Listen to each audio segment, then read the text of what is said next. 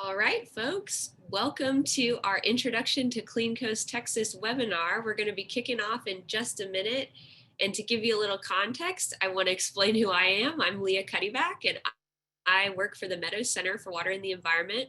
We are working with the Texas General Land Office to help facilitate this workshop and a lot of the ongoing work with Clean Coast Texas.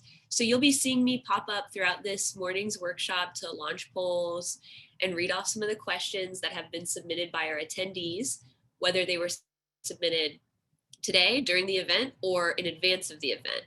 So to give you a little rundown, I'm going to actually let you guys have the chance to answer our first poll question. It'll pop up on your screen in just a second, and this question is going to hopefully give you all the chance to introduce yourselves since we're in this virtual format. Feel free to submit the category that best describes your role as a stakeholder in this process. And I'll leave this poll running for a couple of minutes as I kind of walk you through some of the other things we'll be using in this webinar to hopefully answer your questions before you have them. Also, while you're submitting your answer on the poll, you can also send us a message in the chat to let us know who you are and where you're zooming in from, whether you're on the coast or somewhere else in Texas. Today, we're going to be having two different ways for you to interact with us in addition to this poll process that you'll see throughout the event. You'll have the opportunity to send messages in the chat, which some of you are doing. I see the mayor of Dickinson, Texas is with us. Welcome. Thank you for spending some time with us. Thanks to everybody else that's sending in their messages now. I see somebody else is here from Spring Lake. That's where I currently am office. And we'll also be giving you all the opportunity to send in questions for our Q&A panel at the end, as well as to be answered live throughout the event. And you can do that in the Q&A box at the bottom of the screen. So while you're looking at your screen, you'll see the chat box. That's great for sending personal anecdotes, telling us a little bit more about yourself. The Q&A box is where we'd really love for you to send our questions so that our speakers can be sure to answer all of your questions. And we'll be answering questions throughout, but for right now, you can see if you open that Q&A box, there's one question that's been answered already. That question was submitted by Muriel Tips and Sergeant Beach via email last week. And if that's a question that any of y'all could learn from, feel free to see the response. Jason Pinchback, who's about to be introduced, actually, he gave a great answer to that question. So for now, I guess, without further ado, I'm going to give you one more minute to respond to this poll, and I'll introduce you to Jason Pinchback. So Jason, you can go ahead and turn on your camera and say hello. Hey, good morning, folks. I'm Pinchback. I am the manager, water resource manager in Resources Land Office. Today to introduce the Clean Coast Texas program, which is an initiative of the Coastal Nonpoint Source Pollution Program. And we've got a really exciting program set up for you today. Next slide, please. With our partners and participants are in essence kind of symbolizing our first initiative here, which is a collaborative with several different agencies, including the Meadows Center for Water and the Environment at Texas State University, as well as with Texas Community Watershed Partners from Texas A&M AgriLife Extension Service, with Texas Sea Grant, with Texas A&M University, and also Doucette and Associates providing engineering services. Next slide, please. So I want to explain just a little bit about how we got here, and the story really started in 1990 when the United States Congress enacted the Protecting Coastal Waters Act. And what that act said was that all coastal management programs in the United States need to develop and implement management measures for controlling non-point source pollution or pollution from stormwater runoff to restore and protect coastal waters. And to do this while working in close conjunction with other state and local authorities. For Texas, that translated in essence so that the Texas General Land Office, Texas Commission on Environmental Quality, and Texas State Soil and Water Conservation Board would share responsibility for managing non-point source pollution or stormwater runoff pollution in the coastal zone. And that Protecting U.S. Coastal Waters Act, in essence, addresses almost nearly all avenues and aspects of non-point source pollution. They're in these 6 broad categories here, but they're actually 57 separate management measures. Next slide, please. When Texas started to tackle that initial response for the state, we joined efforts with 6 different agencies here, as all of these agencies have resources and some jurisdiction associated with non-point source pollution in those original measures. Next slide. The initial strategy was to figure out how we could incorporate the requirements of the Act into existing programs of networked agencies. And that strategy worked fairly well for most of the measures, with one big exception being the measures associated with urban non-point source pollution, and that the existing efforts were deemed not to be sufficient and new program elements were needed. And that's how part of how Clean Coast Texas became to be. Next slide, please. One big thing we want to set up front and to communicate is that this is not a rollout of a new regulatory program for the state.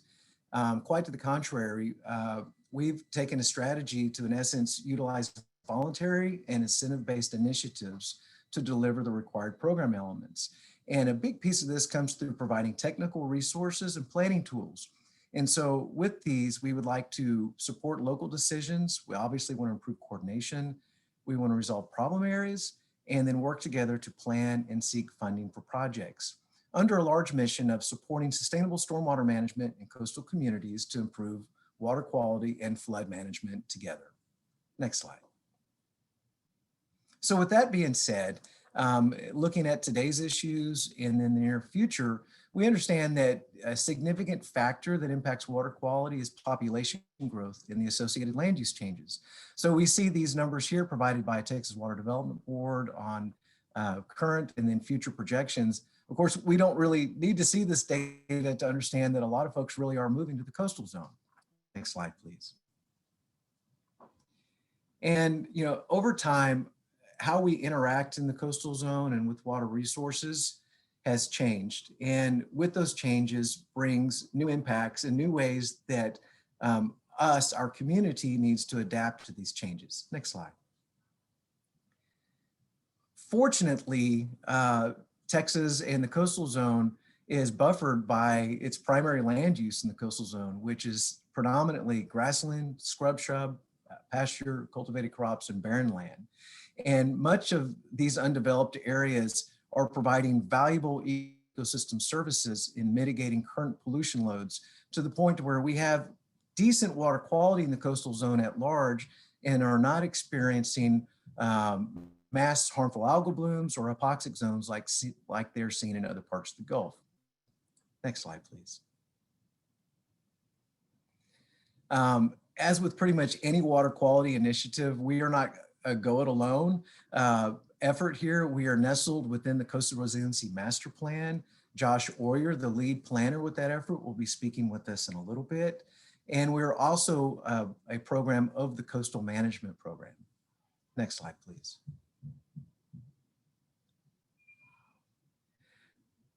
Our main initiatives here initially will focus in these areas. So we're using water quality data to improve beach conditions and to support tourism and economic development. We want to partner with local governments, assist with local planning efforts and retrofit planning activities, provide technical guidance and funding assistance. We want to enhance water quality while promoting flood management. And perhaps the biggest key to this whole effort is really engaging with local communities so that we can best learn what the best fit is for your particular needs and interest, and also to partner with you. This is a true collaboration in which we do have some resources, but to plan, deliver, and implement a project from A to Z will take a partnership. Next slide, please. And thank you so much. As Leah mentioned a minute ago, we are trying to squeeze every bit of capacity as we can out of the question and answer functions. And so please feel free to use the Zoom chat as well as the Q&A function so that we can have some engagement interaction with you all at this point. We're happy to get the conversation started, and thank you so much. Awesome. Thank you, Jason. Y'all will see I have gone ahead and opened up a second poll question. So it should pop up on your screen. This question will allow you to respond and let us know just what your community is currently engaged in regarding some of these efforts that could be applicable to Clean Coast, Texas. As Jason said, if you have questions, please submit them in the Q&A box at the bottom of the screen. And if you have questions specific for Jason, you can shout him out in your question and say, hey, Jason. We also will be answering questions at the end of the show. So if we don't get to them live, that's fine. You can submit them in the chat throughout, or in the Q&A box throughout. Use the chat for comments, please. Thank you. I'm going to give you about 30 more seconds with this poll open. And kind of in regards to the last poll, it seems like we've got a lot of folks in the room right now. We've got around 140 folks in the Zoom call. And the biggest breakdown in our last poll showed that a lot of folks here are zooming in as local elected officials and community planners. So thank you so much for joining. Thank you for taking time to be here. It's great to have you in the room. And on that note, I'm going to go ahead and pass this to Nick so he can, oh, we've just met the audience a little bit. Sorry, since we're virtual, you can't truly meet the audience other than what I tell you. And we're going to go ahead and pass to Nick now so he can lead us into our next section and kind of give you an overview of some of the resources Clean Coast, Texas has to offer. All right. Well, good morning, Leah and Jason and our other presenters in the queue, and good morning to everyone. I really appreciate you joining us this morning. I was not expecting this big of turnout this morning, so that is fantastic to have such a great group of people and diverse interests in attendance. You are the audience we hope to engage with when we went to work to develop this new program, Clean Coast, Texas. Clean Coast, Texas really brings together the technical, educational, and structural resources Gulf Coast communities are going to need to protect and improve their coastal waters. But it's only a platform. This event today and those to come over the next weeks and months, engaging with community leaders, stakeholders, concerned citizens, that is where we expect to realize the true impact of this program. And all the technology, research, and creativity that went into developing the resources and program areas we're going to discuss today really pale in comparison, I think, to the power of a local leader or group of stakeholders with the passion and commitment to better your own community. And I believe that's why you're here today, to take this first step with us. And we are so grateful for your presence. To help me unpack some of the resources that Clean Coast, Texas can bring to your community, we have Shara Shork with Texas Community Watershed Partners and Cindy Lyle with Texas Sea Grant. My name is Nick Dornack, and I'm Director of Watershed Services at the Meadow Center at Texas State University. And we've partnered with these organizations along with the GLO to create the Clean Coast, Texas Collaborative. We're going to be previewing that a little bit later in our discussion today. But for now, let's look at some of our resources. Clean Coast, Texas resources were developed strategically to target 6 impact areas. They are the tools in our box. How they are utilized and brought to bear will be the work of our team, thoughtfully and intentionally working with you and your community to have the greatest impact to address the challenges you're going to face in the 21st century. Residential resources, technical guidance, education and outreach, community planning, collaboration and connecting with coastal communities, and funding support to turn those great ideas into meaningful action. So you can access many of these resources from the Clean Coast, Texas website, which we have here, would be coming soon, but I think we're online now. So we've built this site to be easily accessible and engaging. As our program continues to develop, we will be highlighting the interactive modules and original content that can be accessed 24/7. We don't always know when that next great idea is going to come, so we want it to be available and easy to access and interesting and captivating while you're on the site. And there's some examples here. We're going to be following up with you in the coming days with additional information on our website launch, and hope you'll take some time for a deep dive into the Clean Coast, Texas website. Now let's take a look at some of the resources we've put together. Coastal water protection truly does begin with you, our coastal residents, stakeholders. From water smart landscapes to septic maintenance, Clean Coast Texas wants to empower coastal residents to take ownership and protection of their critical water resources that absolutely define their community, both culturally and economically.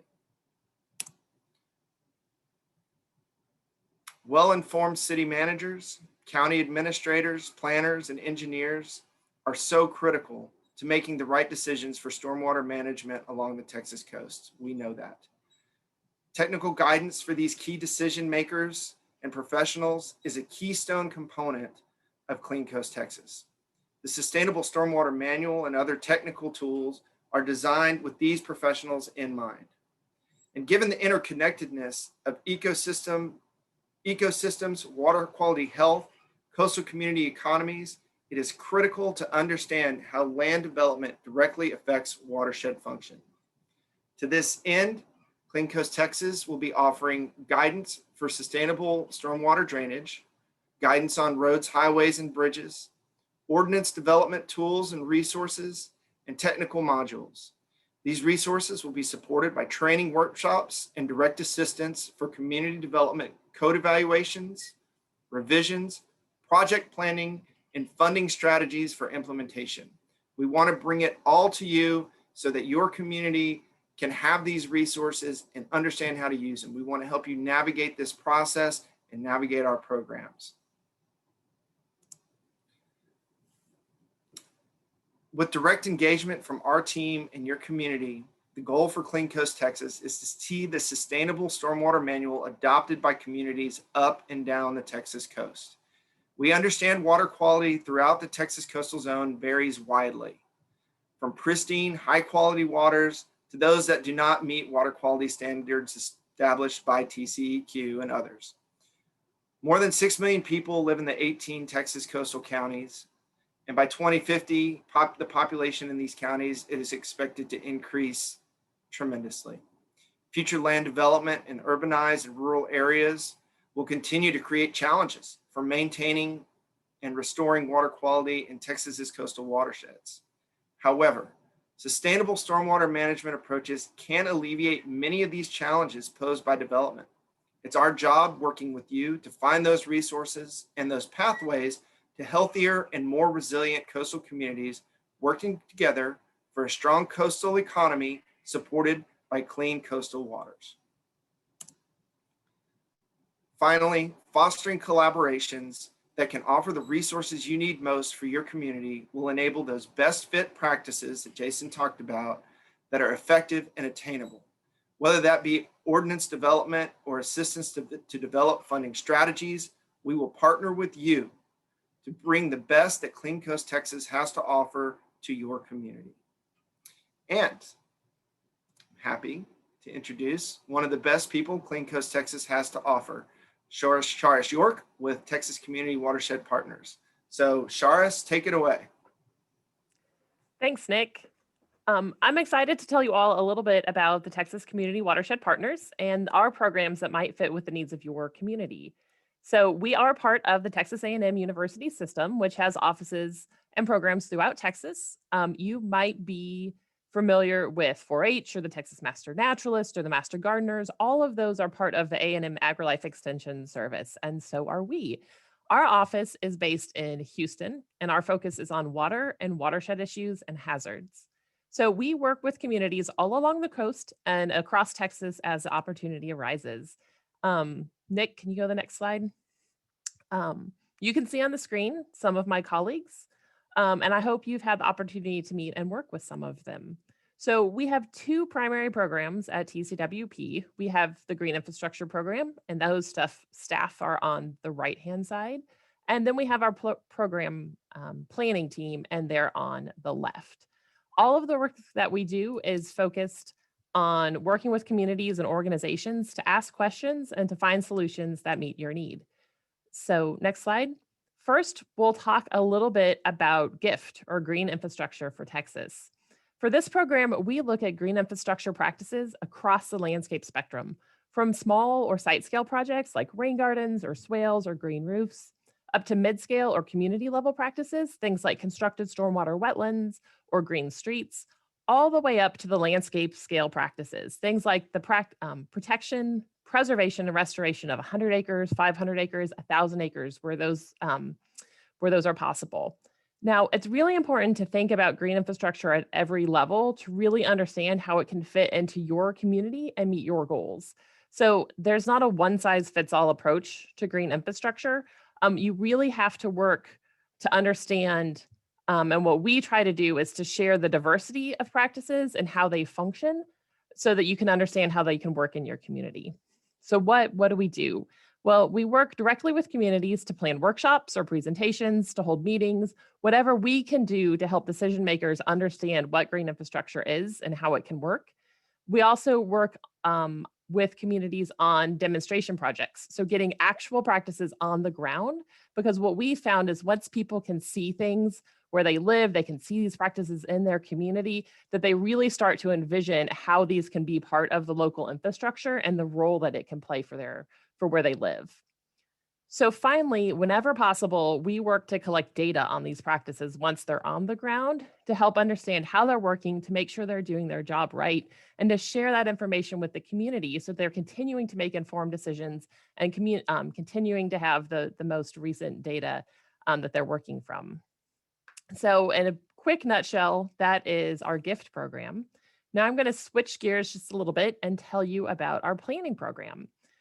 So the focus of our planning program is on community level planning and working with decision makers to meet their goals and to provide data to make informed decisions. So I'm going to highlight the 4 specific examples that are listed here on the screen. So first up is CHARM, or Community Health and Resource Management.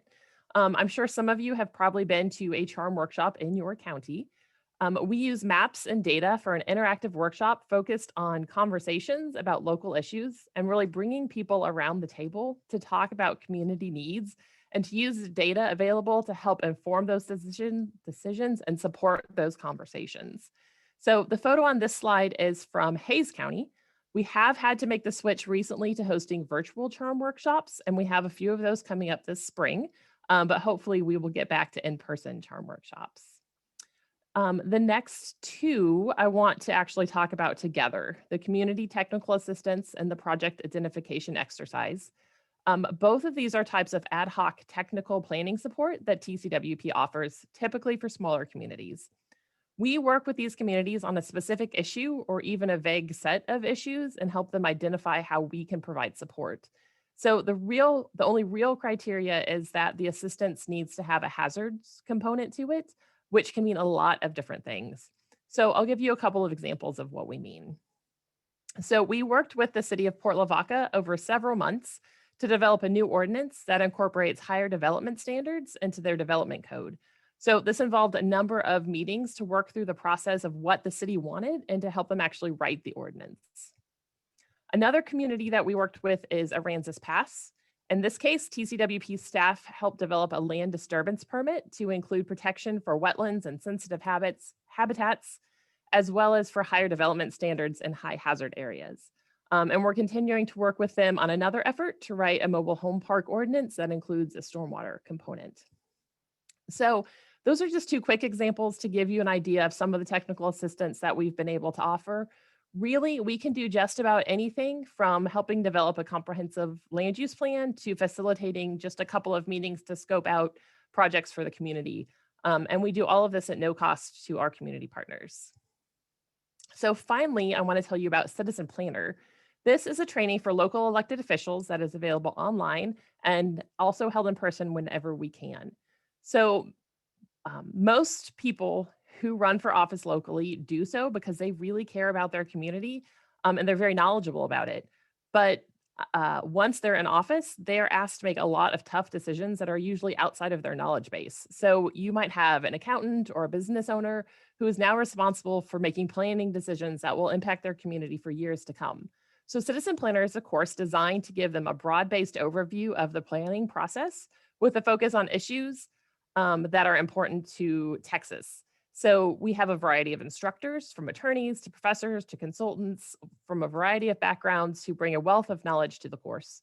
The website is listed here on the slide, and you can register. You can go check that out and register as soon as this webinar is over if you want to. So to wrap it up, I have given you a lot of information in a very short time, but hopefully you have a better feel for who TCWP is and what kind of support we can potentially offer to your community. If you have questions, remind you that the Q&A box is at the bottom of the screen and you can submit those there. I will answer those questions as much as I can. I will not be able to stay on till the end of the webinar today, but if you have questions that come up later, feel free to reach out and we'll get you answers to those. So now I am going to pass the mic to Cindy Lyle with Texas Sea Grant. Howdy, everybody. I'm Cindy Lyle. I'm the Senior Associate Director and Extension Leader at Texas Sea Grant.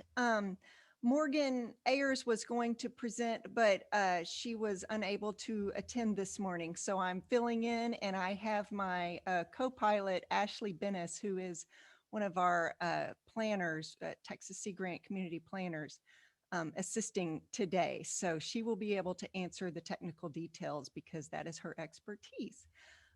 Texas Sea Grant, the mission of Texas Sea Grant is to improve the understanding, wise use, and stewardship of Texas coastal and ocean resources. We do that through 4 primary focus areas, which are resilient communities and economies, sustainable fisheries and aquaculture, healthy coastal ecosystems, and STEM ed and workforce development. We have an extension team and we have an extension team that goes out into the communities and helps support these 4 focus areas, but we also help support these 4 focus areas through a biennial research competition. So there's 2 ways that we can help support communities. We can go to the next slide. Texas Sea Grant is a collaboration or a network of 33 university-based Sea Grant programs. Every state in the nation that butts up against a major body of water has a Sea Grant. So Texas A&M is the lead institution for Texas Sea Grant because we're the land grant institution.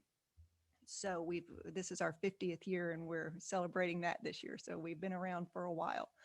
We are funded through NOAA, but again, like I said earlier, we have a research competition and a biennial research competition, and we help support different universities in there in research that helps support coastal issues within the Texas coast. So these universities are the universities that we've helped supported in our 50 years. And we hope to be able to continue working with these and other institutions and many communities along the coast as well. So within our, there's 2 focus areas that I would like to highlight today. One is resilient communities and economies. We work with communities to help provide planning efforts for whether that be community planning, economic planning, coastal hazards planning, things along those lines, floodplain, those types of activities. And we go directly to the communities and have task force teams within the community that lead these efforts. So these are community driven efforts. Next slide. Our second focus area that I'd like to highlight is healthy coastal ecosystems, or HCE. We work with marine dependent industries within coastal communities to ensure that their needs are met to help support their communities from an economic level again, or from an environmental standpoint. We go in and help monitor, enhance, and restore ecosystems if need be through, cordgrass planting or invasive species removal or, crab trap removals, things like that. We help support those types of activities. Next slide. So the projects that are highlighted today, I will ask Ashley to go into more detail if you have questions on these. But as far as the Texas Coast Collaborative, we do watershed protection planning, and we have developed planning processes for three communities who have adopted the plans, but we're in the process of other planning processes within coastal communities. We typically support, we focus on underserved communities, but we will support any coastal community. We've also contributed to the Aransas County Long-Term Recovery Plan. We've helped GLO with the Texas Coastal Resiliency Master Plan. And we've partnered with many, not just 5, but we've partnered with many universities and other stakeholders within RC and HCE efforts. So Texas Sea Grant has a group, a network that we work within with partners that reside within the Texas A&M University system. And we all work toward a common goal. So Texas Sea Grant partners within the CRC. We partner with the Department of Landscape Architecture and Urban Planning, the Hazard Reduction and Recovery Center, Institute for Sustainable Communities, as well as Texas Target Communities. And we all work on projects together when there needs to be a partnership, and we can expand beyond just our general capabilities within Texas Sea Grant because of this partnership. So the goals of CRC are, again, to develop community plans, to increase resilience and natural and technological hazards within coastal communities. Again, we go in and help support the monitoring, enhancement, and restoration of coastal habitats within communities. And again, all of this is led, especially the community planning processes, it is led by the community and elected officials. Typically, when we work on a plan, we go through the elected officials and start there. So that's how these processes are begun. Our tools, some of the tools that we have, we do develop, again, comprehensive plans. And we do that through a task force process. Some of the tools that we use that Ashley can go into more detail if you have questions would be the Atlas, Community Resilience Index, and peers. Those are just some of the tools that we use to help communities understand their level of resilience and capacity for resilience.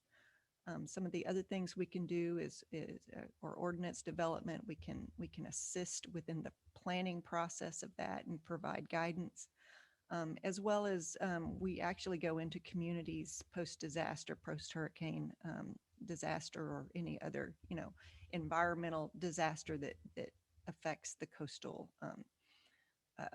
environment within Texas communities. And this is our 5-member CRC team within Texas, within the CRC, but we have a total of 14 extension agents that live along the coast and serve their coastal communities that they live in. So thank you very much. And if you have questions, I'll be happy to help answer that, as will Ashley. Awesome. Thank you so much, Cindy, for hopping on. I know we had a last minute change today, and we're so grateful you were able to join us and give us that presentation. And like you said, I just want to reiterate, if folks have questions specific to any of the resources covered in Cindy or Charis or Nick's presentations, you can feel free to send those in the chat. And we will go ahead and start our next poll question. This one is going to ask a little bit more about y'all. If you can share some information with us on any past experience you have working with Sea Grant, the General Land Office, Texas Community Watershed Partners, or the Meadows Center in the past. And while that is running, I'm going to go ahead and ask Charis a question because I know she kind of went sandwiched right in the middle. And one question that we're really wondering about, Charis, without getting too in the weeds, relevant to your GIFT program, can you give us an example of how a community has funded a green infrastructure project? Sure. I'm going to try to fit 2 examples in if I can. 2 different examples of how communities approached funding. So the first one is the City of League City. We worked with them a few years back to help them secure a TCEQ 319 grant, which is a Nonpoint source water quality grant. And they were able to use that grant to install green infrastructure practices at the Girardi Family Water Smart Park. And so you'll hear Tom talk some about the specific practices here shortly, but they put in rain gardens, pervious pavement, rainwater harvesting, a green roof, all kinds of different things. So that particular program, 60% of the funding came from the grant, and then 40% was local dollars put forth by the city. And in that case, since they were working in a park, one of the things that actually happened is some of the things that they wanted in the park could not fit under the umbrella of the grant. So like a playground doesn't really lead to non-point source water quality. So the city did end up putting a little bit of extra money into that project to kind of flesh it out. But at the end of the day, it ended up between grant dollars and local dollars, about $1 million project altogether. Another quick example of a different way to look at funding is the Exploration Green Stormwater Wetland Project in Clear Lake, which is the area of Houston around Johnson Space Center. So in this case, it's a couple hundred acres of detention and wetlands there for flood mitigation and also for water quality improvement. So in this case, it's the Clear Lake City Water Authority who owns the land and is the primary sponsor for the project. And they are an entity that can put out bond issues. And so they put out a bond issue to the city, to the residents who voted on it in an election. And so it's really the local residents paying that bond issue that is funding the majority of the work for that particular project, which is nice for the water authority, because I think it gives them a lot more control over the timeline and some of the other pieces of the project. They're not trying to hit all of the grant parts of there. I feel like in some ways it gives them more control over their project. They have brought in grants from places like the Texas Parks and Wildlife Department to help pay for the trails and some of the amenities more related to a park that really flesh out that project and make it more than just detention in a wetland. It makes it a whole park experience. So it's a quick example of two different types of funding, but there's a lot of different ways to look at funding. Awesome. Thank you for that look, Charis. I'm going to go ahead and close the poll. So we've got 73% of folks have voted. You got 5 more seconds to vote, and I'll introduce Tom Hegemeyer, who's our local engineer expert that we love to bring in for things like this. So you guys can get to know Tom, and he's going to give over a good overview of some community outreach we did last year. All right, Tom, you can take it. All right, thanks, Lee, and hi, everybody. Good morning. I'm Tom Hagemeyer with Doucette & Associates, a senior project manager, and we've had the pleasure working with the Meadow Center, the GLO, and Jason since 2017 on this coastal program. We're an engineering consulting firm located in Austin, Houston, San Antonio, and Gonzales, and have a pretty good perspective on the coastal issues and provide water resources, transportation, land development, and geospatial services. We thought it'd be important to listen to folks in the coastal region. So Jason and I last fall spoke to 16 different entities from 23 different people, from private and public sector, NGOs, also private businesses, to listen and learn, what's going on here in the coast, what are the issues, what are the challenges, and also what are the opportunities. It's important for us to know what's happening from your perspective to then develop the best Clean Coast Texas program for you. Some primary issues are septic system failures. There's thousands in the coastal region, and some are failing. New development and good land management controls to have smart development that has low impact on water quality is really important. Shoreline erosion loss is a big deal in some areas. It affects habitat and also water quality. And then flooding, of course, during small storms and big events also like Hurricane Harvey. Next slide. So this word cloud here illustrates that we heard many different concepts, concerns, issues, challenges. Kind of a general theme is that they range from like small drainage problems to hurricane tidal surge and also sea level rise. Wastewater treatment plant discharges to on-site septic system failures. The lack of authority to manage development are some of the key common traits we heard about trying to resolve some of these issues to improve coastal water quality and make it safer and better for all our residents and tourists. Next slide. But there are some good things happening too. The Houston Galveston Area Council, H-GAC, has put a lot of effort into on-site septic system issues. There's thousands, as I mentioned before, and they see this as a big problem. Some of the older systems are not functioning well, are not maintained properly, And in some cases, unscrupulous contractors just knock out the bottom of the tanks so they don't float anymore. But that lets the raw sewage go right into the ground, into the groundwater, and into local waters. And so the H-GAC has obtained a grant to replace 40 of these systems in the last year. They also have a strong education look, helping homeowners and residents do the right thing to manage their septic system, to make it cleaner and better for the environment. And the key issue here today is partnering with local governments to stretch those resources, to increase funding, to do a better job on all the septic systems in the coastal region. Next slide. Another example is in Corpus Christi at the hike and bike trail on the seawall.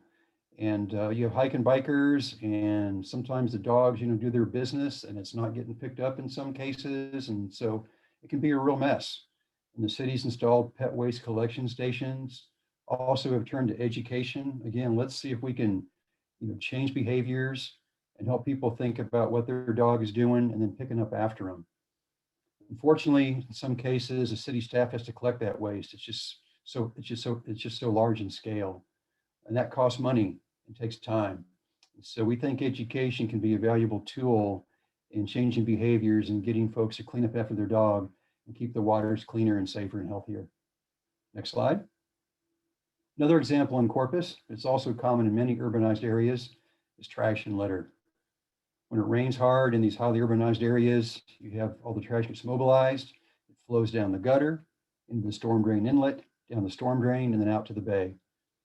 And so again, education is important to help people think twice about throwing that plastic bottle or that bag on the ground.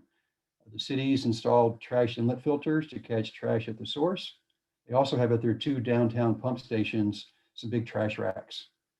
But these devices require a lot of maintenance and a lot of expense. So again, as I mentioned before, a key issue or a key, I think, solution is good education programs that engage and interact to help people think twice again before they put their trash on the ground. Next slide. In Port Aransas, they obtained a coastal management program grant over a year ago to evaluate their local codes and criteria to see what could be done to improve water quality and keep people and buildings out of low-lying areas to help prevent flooding. And they've been involved in an extensive stakeholder process with their citizens and city council, and also some technical consultants to help devise the right plan and program. In the near future, that'll roll out with some potential recommendations on how to enhance water quality and public safety in their codes and criteria. Next slide, please.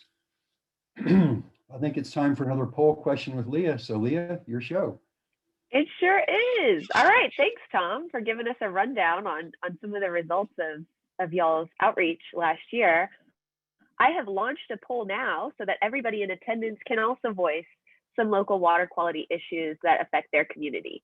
So y'all should have a pop-up on your screen, and feel free to respond with whichever local issues you are encountering. This is multiple choice. I believe you can select all that apply. So I'm seeing a lot of results coming in. As those kind of filter in, we're gonna get ready to kick into our next section. We're gonna leave this poll open for a minute, but I do wanna reiterate and remind everybody that you can submit questions in the Q&A box. A number of folks have submitted questions and those have been answered by our panelists, but it's still open. It's still an opportunity for you to submit more. And I'm sure as Tom really dives into some of the specifics of retrofitting, we'll have lots of questions. All right, I'll give you about 10 more seconds. We got 61% of folks have voted. Once you voted, if you want to make the little poll pop-up go away, you can always exit out or minimize it using the little commands in the top corner. But yeah, thanks for everybody that's voted.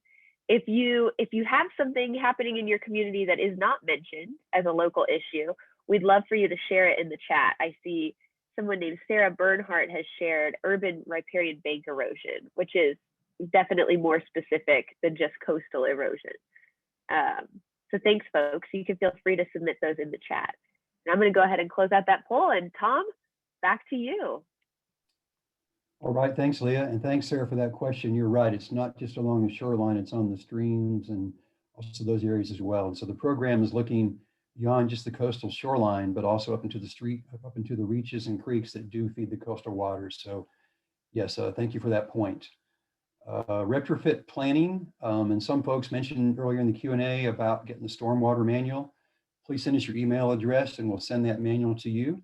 It's got a lot of good information on retrofits, stream bank erosion protection, so on and so forth, and I'll dive into that more here in a minute. So retrofits are essentially just fixing an existing problem. In this case, it's stormwater management. And you're trying to work around utilities, streets, parks, and also businesses. And so it's shoehorning in as a solution around these issues and also other infrastructure. In this case, we're looking at stormwater retrofits, looking at water quality and floodplain management goals, shoreline restoration, also along creeks too, and the septic system upgrades. The key in retrofit implementation, from my experience, is picking the right retrofit, the right measure for the right location, and having good design plans, having good construction, and the key is good long-term maintenance. So picking some solutions that can be maintained easily, it can be attractive, it can also serve as a demonstration project to your community to help show how water quality can be incorporated and also be attractive to be like a local amenity in your city or town. Also, we'll be talking about trying to acquire funding. And I know Shar spoke of that earlier, and we can kind of dive a little bit deeper into different funding mechanisms that are available. Next slide, please. So as I mentioned before, retrofitting in this case is more looking at water quality, stormwater management, and flood mitigation, and also resiliency. And the key there is trying to treat runoff from streets and parking lots, getting the oils, metals, trash, bacteria. Also off of lawns might have fertilizers and also pesticides, which improves public health, can reduce flooding, enhance habitat. And if the right measure in the right location, we can increase groundwater recharge and benefit water supplies. Again, I'll harp on maintenance. It's really important to have the right solution that can be easily maintained so it functions and can sell itself to the community. In this photograph on the right is a pervious pavement parking lot. So the spaces between those pavers actually are designed to take high flow. Up to 50 inches per hour can flow through this parking lot. The water is stored below it in a gravel bed. It's filtered, it's treated, and then it drains out either via groundwater discharge in sandy soils with no groundwater impacts or through a small pipe. So we're doing this with Texas State so Nick, if you go back to that slide. So one example is at Texas State and also Meadow Center with the Cypress Creek 319 Watershed Protection Project. We work with the city of Wimberley in the downtown square and also a local business to partner with that business owner to install pervious pavement parking lot. By bringing in that partnership with that local business, we expanded our resources. We had more money to build a bigger project. And now we're treating a 1 acre parking lot. Instead of it flowing right to Cypress Creek unfiltered, untreated, it's now being treated and drained off slowly to provide water quality benefits to the stream. So I think retrofits have a good opportunity to connect with businesses and other city departments to kind of stretch resources and combine projects to yield bigger benefits for both goals or activities. Next slide. Thanks, Nick. So one example of a retrofit, here's a parking lot in that photograph on the left that was draining right to the bay. It had no stormwater treatment. The community put in a rain garden or a bioretention basin to intercept that runoff, where water flows through soil and filter media, is filtered and cleaned, and then drains to the bay. As you can see, it's also a nice amenity. It's attractive. It enhanced the hike and bike trail and made it it's an overall much better project and area for the community and also the residents. So I think retrofits can be an enhancement to your appearance in your city. Next slide. So bioretention or rain gardens, it's about the same concept where you're taking water from an impervious area or some other local source. It'll be stored in a shallow basin, no more than 2 feet deep for public safety. And then it drains slowly, and it's usually less than 48 hours to avoid mosquito issues. And that slow drainage through the filter media, you have good filtration taking place and sedimentation processes to clean the water. You're also slowing runoff down as well to help then try to also not have downstream flooding. The example on the right shows some curb cuts and some rock riprap that drains the parking lot to a long linear bioretention basin that has native landscaping. That's also important. Have good native landscapings that require minimal maintenance, but also look attractive and can deal with the harsh Texas environment. Next slide. Another example, again, parking lots are pretty common. Where you have a failing parking lot, in this case, it drained right to the water body. And so by installing a bioswale, at the same time you do a parking lot improvement, also do a water quality project. So it's a win-win. You get two solutions. It's not just one-dimensional. Also get habitat spruced up along the shoreline there. So it's better for overall shoreline erosion and protection. So it's, again, your retrofits can bring in other partners to expand resources for both projects. Next slide. So retrofits, they can be installed almost anywhere. On the left-hand photograph is at a library. It's a rain garden. It's small and takes runoff off the roof, but it's nicely landscaped for that community. In the middle left, you have a parking lot. It's a long linear parking lot with curb cuts, as you can see in that photograph. There's rock riprap on top. There's filter media below for a slow infiltration and treatment of that stormwater off the parking lot.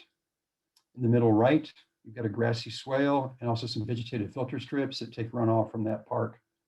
On the far right is a green roof. Even have grass and vegetation on the roof to then have that runoff caught and captured and not drain off quickly. So retrofits can be on rooftops, can be almost anywhere. Next slide. Continuing this discussion on where retrofits can be installed, even in front yards along streets, like a bioswale there with a rock riprap in the middle, in the far right at an apartment complex, and then lower left along a highway. It's important to, again, pick the right retrofit at the right location. So upper right, to me, it would not make sense to put a wet pond in there where it'd be 4 to 5 feet deep.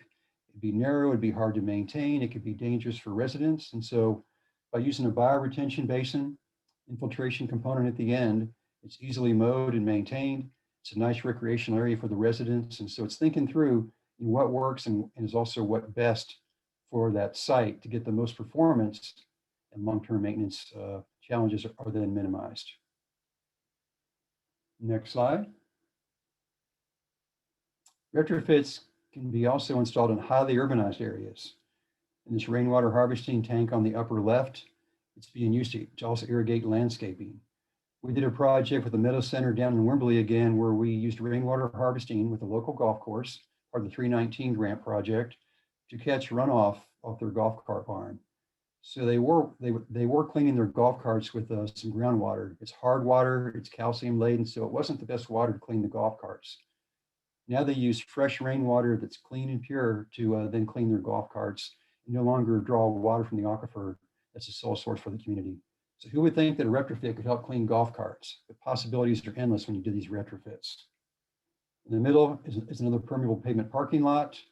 In the far right is a long grassy bioswale as part of a road project.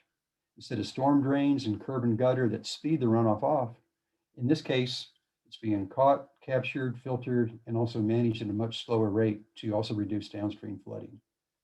In the lower left, in a redevelopment project in a highly urbanized area, when the project was built, some curb cuts were installed to the left there, that photograph by that tree, and runoff now flows into some bioretention basins where then it's filtered and also treated.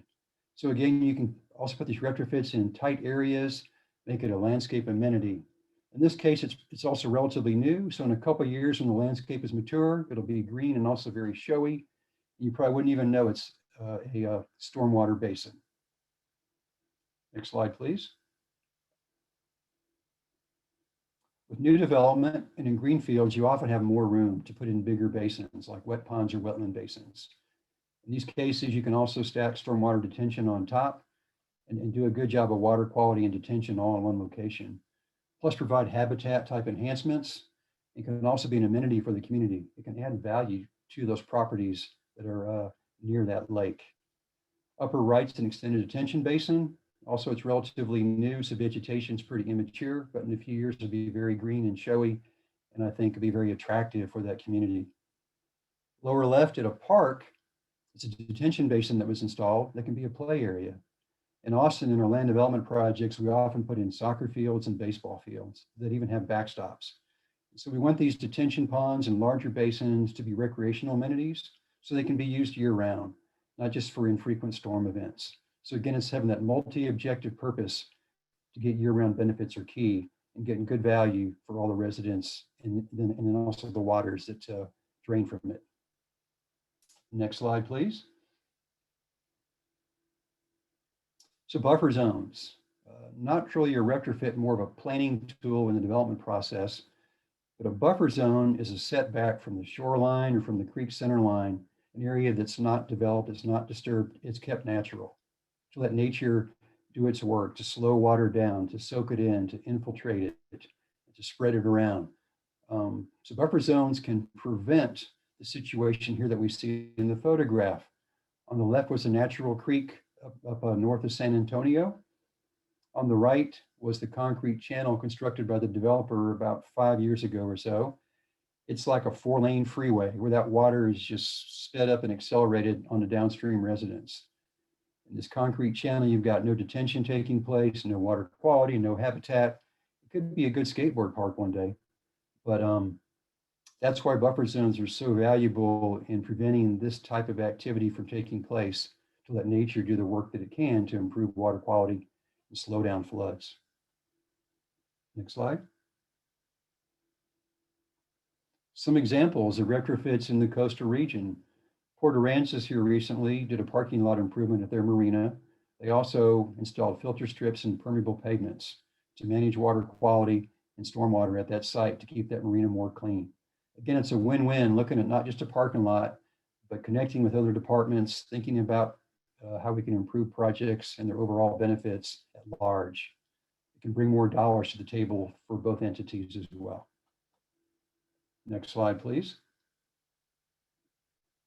About 10 years ago, Aransas County was awarded a 319 Watershed Protection Grant from TCEQ to install sediment trap ponds, perform bank stabilization, do habitat enhancement.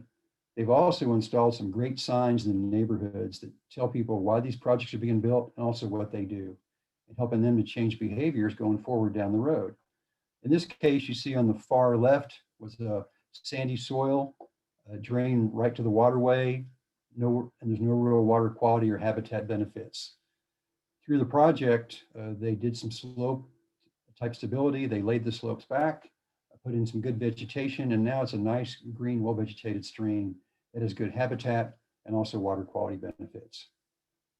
Next slide, please. So kind of some do's and don'ts. What's really important to have success in this planning process? One is surveying. Get good on the ground survey information up front. Get good geotechnical or soils data. Know your soils and their infiltration capabilities. Know where your utilities are located and other aspects so you can design around what's in the infrastructure. And then also, again, select that right retrofit for the right location. And then apply also all of the right plants and soils so it can then blend with the environment and then work with the native and then also function in this harsh climate. On the right, by having a failure, by not having a good drainage system, having clogged up type outlet controls, it can cause problems and issues, which can then be a disincentive for your community. If it's seen that these facilities don't work well, it might not encourage them to go forward and try to expand any kind of water quality program. So it's good having success and they function well and also drain well for long-term buy-in from your community. Next slide, please. So funding. Retrofits can cost money, but the scale can change dramatically. That rainwater harvesting project I mentioned for the golf cart bond, for that golf cart roof, it cost about $5,000, but some cost hundreds of thousands of dollars. And so it's great to look at different types of funding. We work with Nick and the Meadow Center on several grant projects in San Marcos and also in Wimberley to stretch those dollars by then having partnerships with those local governments. And as Shars mentioned, it can be a 60-40 kind of match. But that 40%, you can be creative. It can be some land you provide, or it can be staff time in their hours. So often it's not cash out of pocket for the local sponsor, but the cash from TCEQ and EPA can then pay for the materials and the contractor. There's also coastal management program projects of special merit like Port Aransas has, the Coastal Resiliency Master Plan. Right now, the Central Development Block Grant CDBG has big grants out there on the table to do major projects for resiliency and flood mitigation. The Water Development Board is also, hang on one second. The Water Development Board, sorry about that. The Water Development Board also has funds as well through the Flood Infrastructure Fund. So that's a quick summary of the funding resources that are available. And there's many more as well through NGOs. Next slide, please. So resources. Some of you all have talked about the stormwater manual in your chat and how to get access to it. We've developed a manual, some retrofit quick guides and other tools to explain how these things work, how they can be managed, and provide good long-term performance. In that stormwater manual, it includes good guidance on erosion control during construction, a really big issue to manage sediment, also water quality from new development, how to design BMPs and retrofit measures, retrofit planning's in there too, also floodplain administrator guidance, and even a model ordinance. So we think it's a really great tool to kind of start the thought process and conversation. We welcome your calls and contacts once you see the manual to let us know your thoughts, how it can be improved, and how it might be a way to help implement a program in your community. Next slide, please. I think, Leah, you're up for more tools. Yeah. And again, everybody, please put your questions in the question box below. Look forward to chatting some more. Thanks so much. Thank you, Tom. I know we've had a number of questions about accessing the webinar or accessing the aforementioned stormwater manual or any of the other resources that Tom has kind of shouted out, especially in that last slide. I just sent a message in the chat, but a recording of this webinar, as well as last week's identical webinar, will be shared after today's event. Probably tomorrow, you'll be getting an email with a link to a recording, as well as some of these resources. Pending all of the feedback y'all have sent in, we will be sending out a link to that stormwater manual that Tom described. So no need to send us your email individually. We'll just send a link to everybody. But back to this, in terms of retrofitting, we are in the process of developing an online retrofitting module, which y'all can expect early spring, probably in the next 2 months. We'll be pushing this out on the, hopefully then live, Clean Coast Texas website. And it will include a bunch of different resources similar to what Tom has covered that kind of allow you to dive more in depth. And it will be an opportunity for continuing education credit. It also will, you'll get links to a number of printable resources that are great for downloading, printing, and share. And they cover topics like design, for infiltration, as well as maintenance requirements of a lot of these different stormwater best management practices that Tom has really talked about. So stay tuned, and we will be sharing all of those resources very shortly when that site launches. And on that note, let's get to our next slide. This is another polling opportunity. So hopefully you're still here, you're paying attention. We're going to go ahead and get some feedback from y'all. We would like to see how Clean Coast Texas can best support your community in water quality improvement efforts. So there's now a poll open. This is your chance to voice how we can help you best in your community. And to give you a little inspiration, maybe, we're going to go ahead and show you the next slide, which includes some quotes that we got from our community outreach that Tom mentioned earlier. These are some of the suggested ways Clean Coast Texas can help communities. If you see something on here that really resonates, feel free to send a message in the chat and say, like, you second that. We would love your help creating political will, although we can't necessarily confirm that that is something we are capable of doing. We can try, but it's good to hear kind of feedback specific to your communities so that we know what we're getting into. And so we can better target our responses and our resources to serve you in the future. This is just the first webinar we're hosting. You know, we're talking the introduction today, but our plan is to get more connected with your communities and to better serve you. So this is the launching off point for a whole bunch of other things. And on that note, I think that's a good segue to Nick Dornack from Meadows Center. He's going to come on and talk about a look ahead, give you a rundown on some of the upcoming efforts and ways you can get involved and stay involved. And I'll give you about another minute to answer this poll while Nick starts to talk, and then I'll be closing it down. So get your answers in now. Okay, thank you, Leah and Tom, and thank you to our audience for sticking around through this webinar this morning. I hope you've been able to find some things that you can connect with in your community, or get those ideas flowing. We want to hear those, and we want to really work with you as we look ahead to the things to come from Clean Coast, Texas. To really cater those programs and how we deliver them to the needs, to the audience today. So these polls are a fantastic way to help us really focus our efforts and get a good understanding of where you guys are coming from and what we can do to connect and find those best fit resources for you.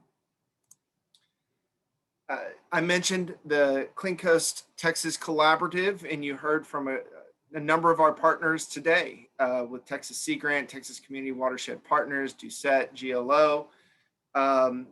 We have been putting this thing together for some time now and have launched a project to bring the resources of these groups together to really engage with our coastal community partners.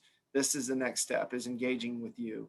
So we hope that we can find those shared goals that we have put together with your community. The collaborative is going to be focusing, of course, on restoration of coastal natural resources and improved water quality, and also that balance between protection of coastal resources and public use. We realize that healthy economies and quality of life, maintaining the culture of your communities, these are such important decisions that you and many of the elected leaders, again, that we have on here today are really focused on, and I'm sure many of the NGOs and other concerned citizens. So finding that balance, and we plan to do that with direct engagement. So we really have a lot of programming planned to engage very closely with small groups and community leaders to see these actionable items that can be implemented, whether it's adopting ordinances, whether it's adopting the stormwater manual as a guide for your community or a section out of that. These are the things that we want to help you, walk you through those steps and provide you with the resources, the technical resources, the educational resources, and help you identify those funding resources and help you attain those to see these things come to fruition. Whether it's turning dirt or enacting some new ordinance or zoning, these are the things that are going to make a big difference for generations to come. And we want to help you do that with our collaborative efforts. The launch of the collaborative, building our network of partners, these are the kinds of things that we'll be doing throughout this year. Of course, COVID has kind of thrown a little bit of a monkey wrench into some of the early plans that we had. But we, of course, anticipate that we will be moving along as much as we can and as safely as we can, whether that's a virtual environment, whether that's in-person, distanced outdoor meetings, those kind of things, whatever we can do to best serve you, that's what we plan to do throughout 2021, and then hopefully moving back more into normal interaction times in 2022. In the meantime, we'll be enhancing some online modules this year with some original content and developing continuing education opportunities for engineers, for planners, those professionals that need it, as well as educators in schools. We want to be engaging in those school systems, helping the next generation understand their resources and how to protect them. We have the Texas Stream team at Meadows Center. That will be a large part of that work in educating, helping to educate folks in the school systems and in the communities, to train citizen scientists. These are the ways, again, that we would anticipate working with you, but we are open to other opportunities and other ways. The only way to do that is to get to know you guys better, to establish some real strong relationships with these elected leaders, city staff, city managers, county commissioners, so that we can bring those resources to you in a way that you feel can benefit your community. As Shara said earlier, local elected officials, you guys, in my experience, are there to do the good work of your community. And it's a big job, especially in smaller communities that don't have, huge budgets and huge, highly trained technical staff. We want to help fill that gap with our resources, with folks like Tom, Sharis, Morgan, our planners at Sea Grant, the resources that we can provide in outreach and education and helping you through those bureaucratic processes or grant applications that we do here at Texas State and the Meadows Center. So having that direct community support is going to be a big part of it, along with developing action plans and actionable items. Additionally, we're very excited about another program that we hope to engage folks through, the upcoming Lunch and Learns. And our first Lunch and Learn will be March 18th from 12 to 1. And we're going to be sending out a Zoom link for that. We're going to be hearing from the Heart Research Institute. And we have speakers that we are lining up for monthly Lunch and Learns over the coming year. Very exciting stuff. And it really starts now. This is the time that we want to engage with you. So you will be getting a follow-up from this webinar. These webinars are being recorded. You can go back and review them. Check out the website.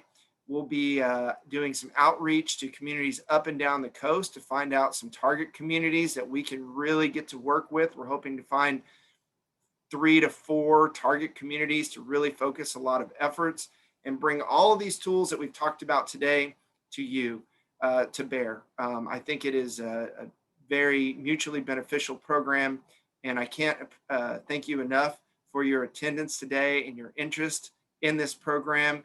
We hope that it will be really set the standard for how we can partner with folks in the future. And with that, I'm going to hand it back to Leah. We also have Josh Oyer with the Coastal Resiliency Master Plan, going to give us a quick update on that program. And then we'll move into the Q&A session. So you still have time to put some questions in there. If you've had something that's come up, please go in the Q&A section and enter those questions, and we'll try to get to those today. And if we don't, we'll get it to you in an email soon after. So Leah. Awesome. Thanks, Nick. Yeah, so like Nick said, we'll be following up after today with a bunch of resources. We'll be following up with webinar recordings. But today, our big ask of you is for you to take a follow-up survey. I will be sharing a link to that in the chat in just a moment. But that follow-up survey just allows us to get some response from you all on how this webinar worked for you. Was it beneficial? Did you find this to be a good use of your time? And I've just gone ahead and pasted a link in the chat, so you can go ahead and click that and take the survey. It should take no more than 5 minutes. We'll also be sending out an email to everybody that attended with the link. So if you don't want to take it right this second, you can take it later. In the upcoming weeks, we'll be sharing some of the results of the Zoom polls that we went through today, as well as the links to the webinar recording, relevant tools and resources, and the Lunch and Learn opportunity that Nick mentioned. Your main point of contact moving forward is going to be Jason Pinchback with the General Land Office, and Jason will be in our Q&A panel shortly to give you more guidance on how to reach out. But you can also subscribe to our mailing list, and you can access that by going to bit.ly/CCT email. And you'll want to capitalize the CCTE. That is case sensitive. So you can go ahead and check that out, subscribe, and then you'll be looped in for future opportunities as we reach out. And on our next slide, I think it's my turn to show some poll results with you all. So as we transition over, Josh Oyer, who Jason mentioned, or Nick mentioned, Josh Oyer, he works for the GLO as well, and he's going to be speaking in just a second. But hopefully this kind of gives you a view. It sounds like, looking at our poll results, a lot of folks say funding strategies is the #1 way that they can be supported by Clean Coast Texas, followed closely thereafter by mass education and outreach. So if these are things that you see in your community as a need, hopefully we can dive into that a little deeper in the question and answer section. Feel free to submit your questions in the Q&A box. But now we're going to transition over to Josh.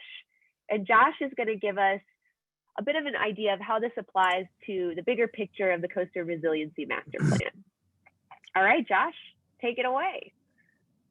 Hello, everyone. As Leah said, my name is Josh Oyer. I work at the GLO coordinating the Texas Coastal Resiliency Master Plan, which is our ongoing long-term vision to protect our state's coastal communities and habitats through a range of nature-based structural and non-structural projects that work to restore, enhance, and protect our coastal area. And the Clean Coast Texas program is really exciting. It operates within the GLO's Resiliency Master Plan umbrella that provides action towards upland watershed planning initiatives in the coastal zone, and will continue to assist our master planning process by identifying vital projects that build resiliency one site at a time. And so the formation of this Clean Coast Texas program provides a great opportunity for our larger resiliency master plan efforts to continue to grow and work closely with communities to ensure our waters flowing into our bays and estuaries are safe for our citizens and nourishing for our habitats. And the key to shaping our resilient landscape today for the future is by finding these projects that offer many co-benefits, such as stormwater pollution reduction and flood abatement, that can be realized if we continue to work together and think outside the box. So I want to invite you to please reach out to me at joshua.oyer@glo.texas.gov if you have any questions about the Resiliency Master Plan. And I'll be hanging around here into the live Q&A and working closely with Jason moving forward. So thanks a lot for letting me hop in and introduce myself. We'll be around to answer questions. Thanks. Awesome, folks. Well, we're going to go ahead and transition to the live part of our webinar now with everybody in the room that is a panelist. So if our panelists can go ahead and turn on their cameras and unmute their voices, we're going to go ahead and switch to that part. And I've got a question to kick us off, kind of a general one. This one wasn't shared in the Q&A box, but it's something that has come up in the past in our other webinars on this topic. So this question is a general one. How are projects for Clean Coast Texas going to generally flow from creation to implementation? And Nick, you may be the person to answer this, but I want other folks to jump in after Nick to potentially beef up that answer.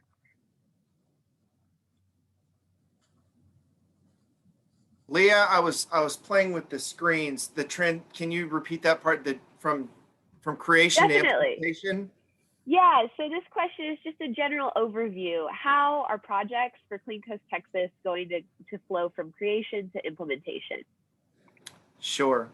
Well, that's a great question, and that is really what this program is designed around, to turn dirt to see actions implemented.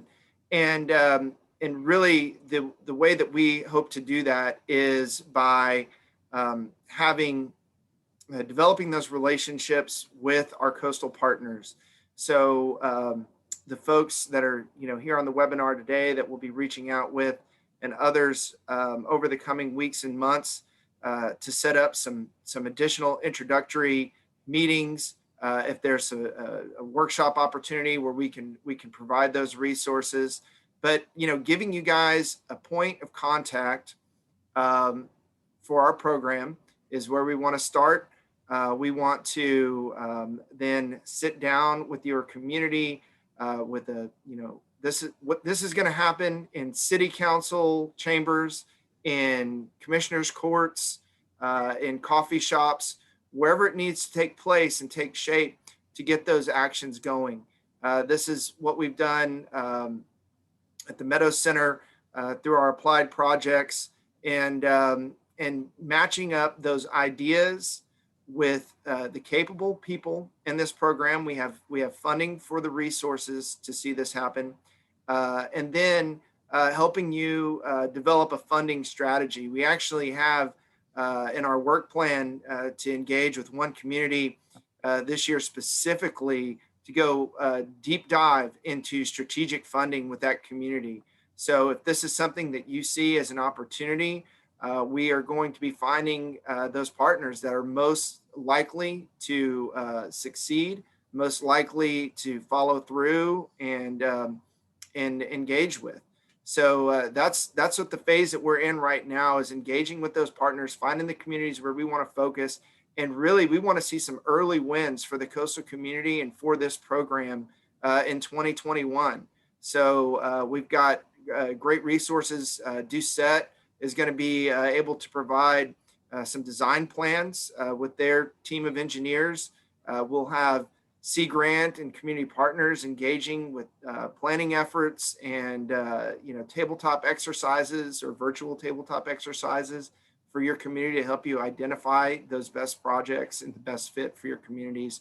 And then, of course, getting those funding applications in. We want to help you with that as well and navigating that process. So anything that you need, I think that this program can certainly, we're going to hold your hand and walk you through those projects. We want to see you succeed.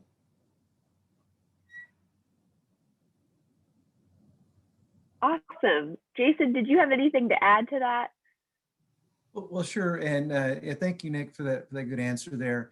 And from our perspective, obviously it's a general question, so it's kind of difficult to provide a specific answer. So we're trying to be general and provide a good overview. One thing we've recognized is that maybe there are issues that would take a short-term fix or a quicker fix, or maybe there are issues that might take years to resolve, or even a planning process could take years to go through that. So we've tried to position ourselves to be responsive to both of those types of scenarios or anything in between. And the other piece is we're also, this isn't a static program, so we are remaining agile and ready to adapt and learn as we go through this first implementation and first years of implementation. And we have about a 15-year implementation horizon in front of us that we're trying to plan in 2-year groups and also 5-year groups as we set up. Awesome. And I know, we had the opportunity to hear from Cindy earlier today about Sea Grant, and Cindy also referred us to Ashley, who y'all can now see, who works for Sea Grant as well. And Ashley, I guess now's a great time to pivot to you a little bit. Are there any particular resources that you'd really like to highlight that Sea Grant can help communities with to maybe get the ball rolling on local planning efforts in their community? Just to expand a little bit more on what Cindy told us earlier. Yeah, certainly. So at Sea Grant, Cindy had a slide up that kind of presented some of our engagement tools that we like to use. Something that we like to start with communities that's pretty inexpensive for them to be a part of, and it just takes time, is our community resilience, is it CRI, Community Resilience Initiative. It's basically I want to say program, but it's something where we sit down with communities and we go through a list of questions with people from different departments, and they help to have a conversation about different aspects of resilience in their community. We've done this with the Port of Corpus Christi, and we've done this with the Aransas Pass and a lot of communities in the Coastal Bend. So we asked communities to get a lot of planning related documents and people in different departments, such as their engineering department, their road department, their community planning department, and we sit down at a table and we go through this list, this pre-made list. The tool was originally created by the Mississippi-Alabama Sea Grant Consortium. I can never say that word. And it's been elaborated on, and it's been update it by HRI in a sense, but it helps to look at the human social systems, the road systems, the backup redundancy systems for, documents and how are people going to get paid. And so we sit down with the community and we go through these with them so they can kind of have these conversations of, I don't actually know the answer to that, or we still need to work on this aspect of it. And at the end, we come up with a report where we can give them low-hanging fruit, some quick things that they can work on to kind of get to building more resilience, but we also give them long-term, like if you were to get funding or update your master plan or update your mitigation plan, this would help with that. So there's other ones I could talk to, but that one's a great one that's, like I said, inexpensive, that we can sit down with communities and kind of just get a good baseline of what's happening and where we can go from there. Awesome. Thank you so much for that response. I'm looking through the chat and it's looking like there have been some concerns mentioned about microplastic runoff from roadways and parking areas, similar studies on the West Coast in regards to microplastic pollution. I think everybody knows that plastics are a big issue in terms of the pollution that we see in our coastal zones. Who would like to speak to efforts regarding that? I know last webinar, we spoke a little bit about the Nurdle Patrol. So Nick, you may want to bring that up, but otherwise consider this question open to anybody. Well, I suppose I can start us off for sure. Plastic production, microplastics, all of these things are at the top of many communities' list of pollution issues.